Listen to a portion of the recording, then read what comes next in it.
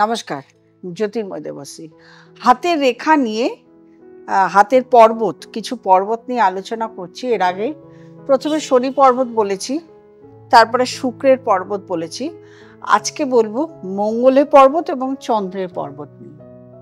মঙ্গল এটা হলো এনার্জেটিক। যার মঙ্গল ভালো সে প্রচণ্ড এনার্জেটিক হয়, যার মঙ্গল খারাপ সে প্রচণ্ড অলস প্রকৃতির হয়। এটা তো গ্রহগত কানেকশন। এইবারে আপনার হাত, আমি আমার বাঁ হাত দিয়ে দেখাচ্ছি। ছেলেদের ডান হাত, মেয়েদের বাঁ হাত। এখন দুটো হাতই কার্যকরী, প্রত্যেকে দুটো হাতই দেখা হয়। আপনার হাত, মঙ্গল আসলে আপনার হাতে দুরকম আছে, একটা নিচস্থ মঙ্গল, একটা ইনার মঙ্গল, একটা আউটার মঙ্গল। একটা নিচস্থ মঙ্গল, একটা উচ্চস্থ মঙ্গল। এবারে ইনার মঙ্গলটা হলো বৃহস্পতি আঙ্গুল এবং বুড়ো আঙ্গুলের মাঝখানে এই যে পর্বতটা, এটাকে বলা হয় ইনার মঙ্গল। আউটার মঙ্গল অর্থাৎ বাইরের মঙ্গল কোনটা, এটা বুধ পর্বত। বুধ পর্বতের নিচে এই যে এই জায়গাটা, এই জায়গাটাকে বলা হয় আউটার মঙ্গল। ইনার মঙ্গলের এই জায়গাটা আপনাকে প্রেস করে দেখতে হবে সফট কিনা। এরকম শক্ত করে দেখে এটা যদি সফট হয় তাহলে বুঝতে হবে আপনার মঙ্গল হলো নিচস্থ। নিচস্থ মঙ্গল কি হয়, আপনি ভীষণ অলস প্রকৃতির হবেন, আপনি কোনো কাজ টাইমলি করতে পারবেন না, আপনি এনার্জেটিক হবেন না। আর যদি এই জায়গাটা শক্ত হয় তাহলে দেখা যাবে আপনার মঙ্গল উচ্চস্থ মঙ্গল, আপনি খুব এনার্জেটিক হবেন। আপনার পুলিশ বা সেনাবাহিনীতে বা কোনো জায়গায় একটা নেতৃত্ব দেওয়ার একটা ক্ষমতা থাকবে। আপনি খুব পাংচুয়াল হবেন, আপনি যে কোনো জায়গায় সময় মতো পৌঁছাবেন, আপনার মধ্যে পাংচুয়ালিটি থাকবে।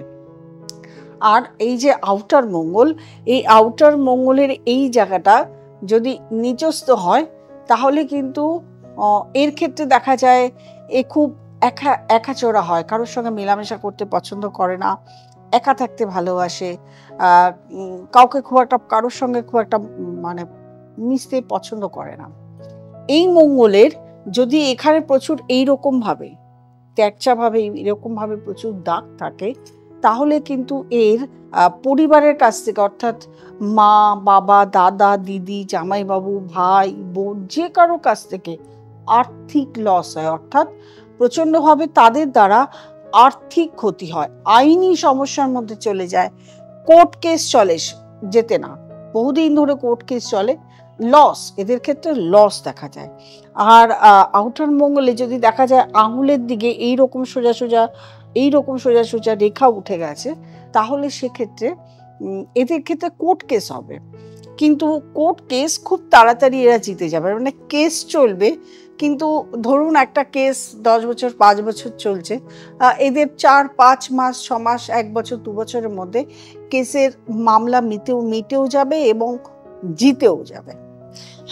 খুব শর্টে বলার চেষ্টা করলাম। মঙ্গলে এর থেকে হাতে মঙ্গলের বেশি কিছু, এই মাউন্ট থেকে মঙ্গলের বেশি কিছু বোঝা যায় না। একটা হাত দেখতে গেলে প্রত্যেকটা মাউন্টই দেখতে হয়, প্রত্যেকটা রেখা দেখতে হয়, এই প্রত্যেকটা আঙুল দেখতে হয়, আঙুলের এই সমস্ত আগাগুলো দেখতে হয়, এই দিক দেখতে হয়, এই দিকে দেখতে হয়, সব দিকে দেখতে হয়। চন্দ্র পর্বত দেখতে হয়, বুধ পর্বত বাকি রইল, বুধ পর্বত, বৃহস্পতি পর্বত, এগুলো নিয়ে পরবর্তীকালে অবশ্যই আসবো। এইগুলো দেখতে হয়, রেখা দেখতে হয়, রবি রেখা, বুধ রেখা, শনি রেখা, বৃহস্পতি রেখা, কোথায় স্টার আছে, কোথায় ত্রিভুজ আছে, কোথায় মৎস্য চিহ্ন আছে, সমস্তটুকু সূক্ষ্মভাবে দেখতে হয়। একটা পার্টে সব আলোচনা করা সম্ভব নয়, তবে একটু চন্দ্র টাচ দিয়ে যায়। এই যে মঙ্গলের পর্বত এবং এই যে তার থেকে যে ঢালু জায়গাটা, এই জায়গাটা বলা হয় চন্দ্র পর্বত। এই চন্দ্র পর্বত যদি অতিরিক্ত ঢালু থাকে, নিচু থাকে, তাহলে এদের মানসিকতার সঙ্গে কারো মেলে না। এরা যেমন এই জায়গাটায়, যেমন এরা নিচু থাকলে একা থাকতে ভালোবাসে, এরাও একা থাকতে ভালোবাসে, মতামত কারোর সঙ্গে মতামতে মেলে না, এরা চিন্তাধারা অন্যরকমভাবে চিন্তাধারা করে এবং একটা সময় দেখা যায় যে এরা কারোর সঙ্গে মিশে থাকতে পারে না, এরা খুবই নিম্ন মানসিকতা হয়। এবারে এই পর্বতটি যদি উঁচু থাকে এবং প্লেন থাকে, খুব সুন্দর থাকে, কোনো রেখা না থাকে, প্লেন থাকে চন্দ্র পর্বত, তাহলে তার চন্দ্র স্ট্রং। এই চন্দ্র যাদের স্ট্রং থাকে তারা কোনো না কোনো সময় একটা সময় দেখা যায় যে এদের না প্রচুর নাম যশ খ্যাতি হয়, প্রচুর লোকের মানে মাঝেও এদেরকে চিনে নেওয়া যায়।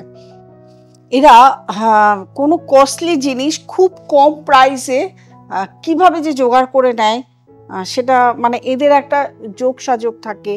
যেভাবেই হোক একটা বড় প্রাইসের জিনিস খুব অল্প পয়সার মধ্যে এরা সংগ্রহ করতে পারে, মানে লোক এদেরকে এনে দিয়ে যায়, গছিয়ে দিয়ে যায়। সুতরাং এই যে চন্দ্র পর্বত নিয়ে, মঙ্গলের পর্বত নিয়ে আপনাদের সামনে আলোচনা করলাম। এইগুলো চন্দ্র পর্বতের আরো মানে বিশদভাবে আলোচনা অবশ্যই কোনো না কোনো এপিসোডে আপনাদেরকে বলবো। তবে এইটুকু আপনারা নিজের হাত নিজে দেখুন। মহিলা হলে আপনার বাঁ হাত তো দেখবেন, তার সঙ্গে ডান হাতটাও মিলিয়ে নেবেন। ডান হাত কর্মের হাত। পুরুষ হলে অবশ্য ডান হাতটা দেখবেন, দেখে বাঁ হাতটাও একটু দেখে নেবেন। অনেক সময় মানে থাকে না, অনেক রেখা আপনার ডান হাতে নেই, বাঁ হাতে আছে, তো দুটো হাতই দেখে নিয়ে আপনারা মিলিয়ে নেবেন যে আপনাদের কোন জায়গাটা, কোন পর্বতটা খারাপ আছে, কোন পর্বতটা আপনাদের সঠিক নেই। এছাড়া আমি যা যা বলছি তার বাইরেও যদি কিছু থেকে থাকে সেইগুলো আপনারা আমাকে অবশ্যই কমেন্ট বক্সে জানাবেন। আমাদের পক্ষে যতটুকু সম্ভব হবে আমি আপনাদেরকে অবশ্যই জানিয়ে দেবো। কমেন্ট বক্সে লিখে দেবেন, ছবি তুলে একটুখানি লিখে দেবেন, জানাবেন। আমি অবশ্যই চেষ্টা করব আপনাদেরকে জানানোর যে আপনার কি আছে। যতটুকু হয় আমি ততটুকুই বললাম, এর বাইরেও হয়, অনেক কিছু হয়। যেটা হয় সেটা আপনাদের হাতে আছে। আপনারা প্রচুর লোকে আমার প্রোগ্রাম দেখেন, অবশ্যই আমাকে জানাবেন, আমি কমেন্ট বক্সে আপনাদেরকে জানিয়ে দেবো। আর কেউ যদি দেখাতে চাইছেন, হাত দেখাতে চাইছেন, তাহলে অবশ্যই নিচে স্ক্রলে যে নাম্বারটি রয়েছে সেই নাম্বারটিতে ফোন করতে হবে, বুকিং করতে হবে, চেম্বারে আসতে হবে। আর যারা অনলাইন কনসালটেশন করতে চাইছে, প্লিজ অনলাইনে ঠিক মতন হাতের ছবি আসে না, আমি হাত অনলাইনে দেখতে পারি না। তার জন্য অবশ্যই আপনাকে চেম্বারে আসতে হবে, কারণ পুরোটা হাত দেখতে গেলে হাতের সফটনেস দেখতে হয়, হাতের কালার দেখতে হয়, অনেক সূক্ষ্ম সূক্ষ্ম রেখা থাকে সেগুলোও দেখতে হয়। সেই জন্য অবশ্যই দরকার একজন পুরো হাতটা টাচ করে দেখার, সামনে দেখার। তো সেই জন্য অবশ্যই চেম্বারে আসতে হবে হাত দেখাতে গেলে। আর যারা নতুন প্রোগ্রাম দেখছেন তারা অবশ্যই সাবস্ক্রাইব করবেন, লাইক করবেন, কমেন্ট করবেন, শেয়ার করবেন এবং নোটিফিকেশন অল বেলটি প্রেস করতে ভুলবেন না। প্রত্যেকে ভালো থাকবেন, আনন্দে থাকবেন। নমস্কার।